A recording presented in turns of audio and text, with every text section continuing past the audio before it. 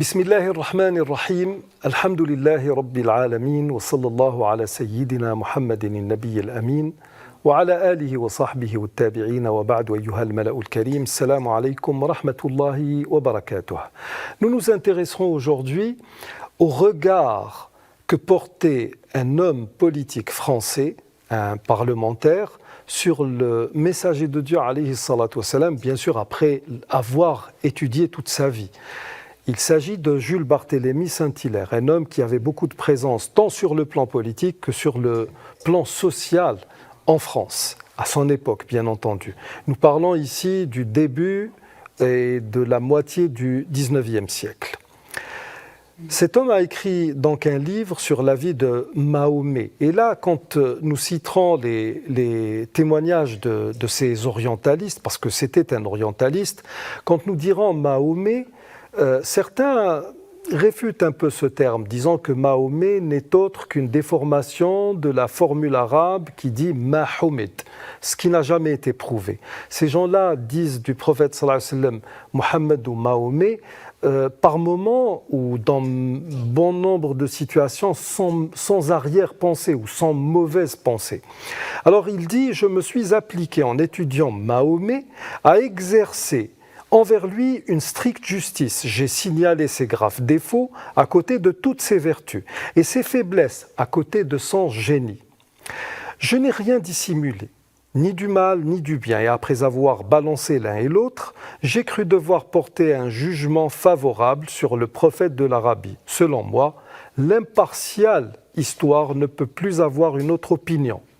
Désormais, Mahomet lui apparaîtra comme un des hommes les plus grands qui se soit montré sur la terre. L'un des plus grands hommes qui se soit montré sur la terre. Pourquoi ce Français aurait-il pu dire cela? Nous sommes pratiquement au tout début de la colonisation française de l'Algérie. Et nous avons affaire à un homme politique qui ne peut penser que du bien du prophète justement de l'Arabie, du prophète qui est celui de bon nombre de peuples dominés en cette période-là par la France. Tout simplement parce que cet homme est un esprit libre, tout simplement. Quelqu'un qui a étudié Mohammed sallallahu alayhi wa sallam, qui a étudié la religion qui a été proposée par ce réformateur qui est Mohammed sallallahu alayhi wa sallam. Ensuite, c'est quelqu'un qui a pu voir toutes les différences qu'il y avait entre sa société, qui est la société française, et les sociétés qui étaient celles des peuples dominés par la colonisation française.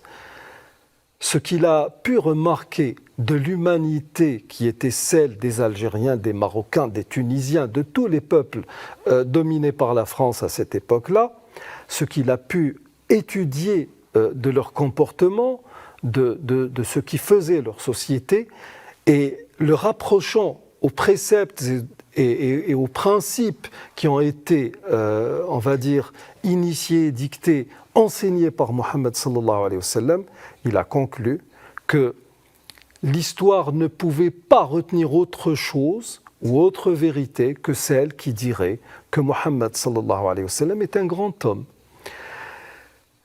Cet homme qui a étudié la vie du prophète sallallahu alayhi wa sallam nous donne une vision qui est celle d'un non-musulman. C'est ça qui est important ou le plus important dans ce genre d'études. Parce que malheureusement, quand nous étudions les biographes musulmans ou les biographes arabes, c'est beaucoup plus la passion qui dicte ou qui imprègne leurs propos.